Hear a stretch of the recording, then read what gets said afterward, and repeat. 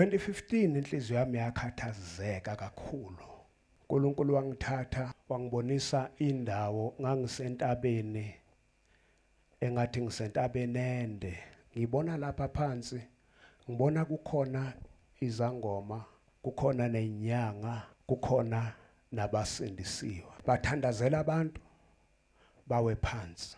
Nezinyanga zithandazela abantu bawe phansi. Nezangoma ithandazela abantu bawe phansi. Ziyaqhuma nezilimi lapho.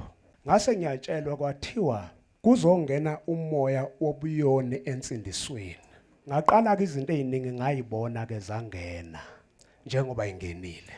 Zingene zangena ngamandla, ngatshela ukuthi kuzo operate umoya wesilo nakuyi insindiso. Kodwa ke abantu abakhululela umoya wesilo yibo abasindisiwe.